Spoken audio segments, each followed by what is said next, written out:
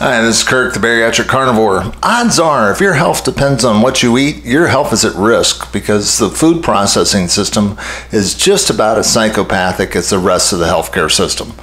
And I've talked about this quite a bit in the past, that I keep saying that the system itself is psychopathic, in that while individuals and people that own major food processing plants, I don't think are psychopaths, but the system itself is psychopathic in that it behaves with a complete callous disregard for your health. And that includes all levels, including the media, who are not being whistleblowers on this situation, government, food inspectors, who are just turning a blind eye to what's going on. And unfortunately, many of the manufacturers are trying to cut costs, putting your health at risk. And let me give you some examples. And these are coming from Europe, where they do take food safety much more seriously. There's some countries that actually police food manufacturers, and they're trying to make sure that the food that's supplied to people is actually healthy. There's a scandal that happened in Europe called Horsegate, where it turns out that a manufacturer of a lasagna and stuff like that, they were using minced meat, and they claimed it was beef. Well, it turns out that half of it was horse meat. And you could get horse meat for half the price as you could of beef. These guys made millions of euros selling horse meat as cow. And it wasn't until people started tasting things that this doesn't taste quite right. Somebody finally analyzed it, that the police finally got involved and arrested the people, and they tracked it down. And basically all they had to do was switch some labels around and put a cow label over a piece of horse flesh, and everything just got manufactured, and nobody was the wiser until somebody noticed the taste difference. And it's darn difficult to tell the difference. Now, while horse meat may not be something that's going to hurt, you're not getting what you paid for, and that may bug you. Some things, though, can affect your health. And there's another scandal that happened this time over in England, where a charity bought a bunch of basically Salisbury steaks from a company over in Poland, where labor costs were lower, and they got a really good price on this meat. But when they looked at it, they realized this doesn't look like meat. So they had it analyzed, and it turns out that it had very little meat in it. It was basically bones and tallow and fat with some vegetable protein.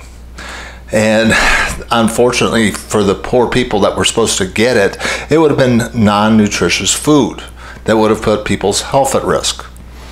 Or how about liquid gold, which is olive oil? Olive oil over in Italy is serious business, and they take it very seriously.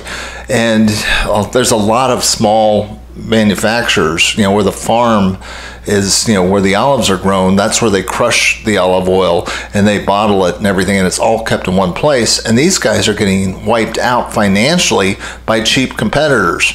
Because in the United States, when you make olive oil, at each step of the manufacturing process, you can add 10% vegetable oil, which dilutes virgin olive oil, but you can still call it extra virgin olive oil every step of the way, even though it's been diluted. And the more steps that in the processing, the more it can get diluted. And if you're buying your olive oil at a big box store and you think you're getting a good price, you're probably only getting about 30 to 50% actual olive oil.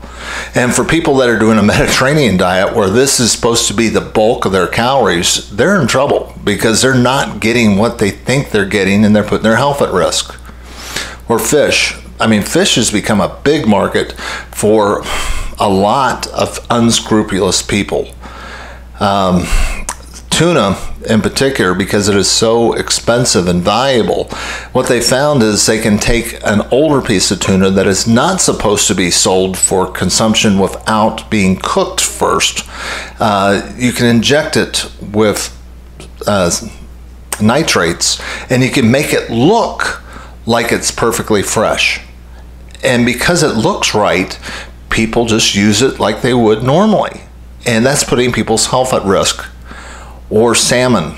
I mean, it is darn difficult when you're at the store to tell the difference between wild-caught salmon and farm-raised salmon, because they look very similar, But if you know anything about salmon, you always want the wild caught, because those salmon are orange because they're eating a type of algae. And this is what gives it all the health properties that we want. We want omega-6 oils in it, and that's what helps with blood and everything else. And that's why people eat it, salmon, because they want to be heart healthy. Well, when you have farm-raised salmon, that is not the same stuff. They don't get the algae. As a result, it's not the same heart-healthy food. It's still got protein, but it doesn't have the omega oils in there that you'd want for your heart health, if that's what you're looking for. And what they found is a farm-raised salmon basically is a gray flesh. So they add in food coloring to make it look like regular salmon. I mean, that grayish color that you see on most fish, that's what farm-raised salmon look like. And farm-raised salmon I don't like for a lot of reasons, because they feed them soy mixes, and because they're all kept together in these holding areas, they have to put in antibiotics into the water, and as a result, you're getting a very adulterated fish. But it looks the same if you just add a little food coloring, and it's darn difficult to tell the difference. And frankly, this stuff can get really dangerous to your health, because sometimes the mafia gets involved. And what they found over in Europe is a group from organized crime started adding industrial oil and olive oils, and that's poison. And they don't care. They were just going to make money selling oil that was basically industrial machinery oil. But it kind of looked like olive oil, and people bought it.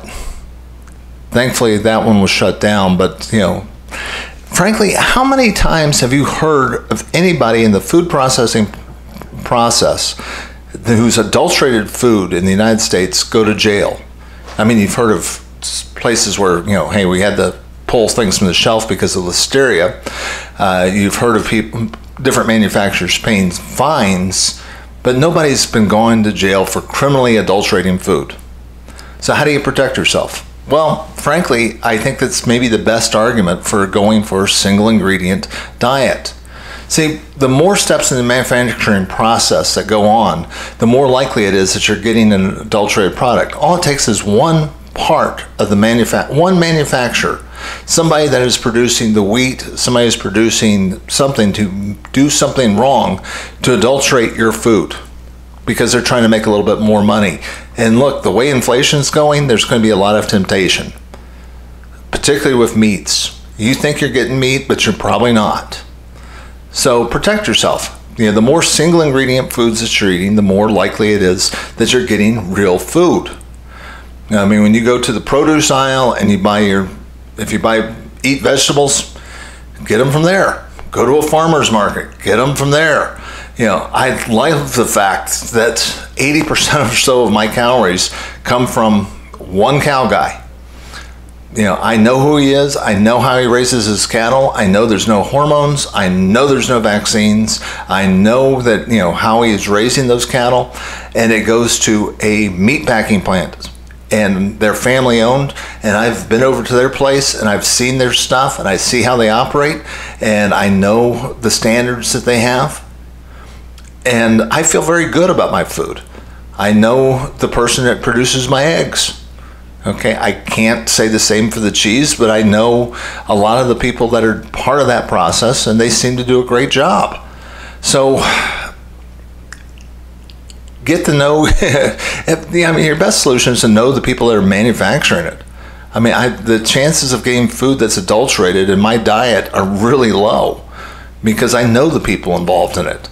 If you can't do that, then buy single ingredient foods. That's the best protection you've got.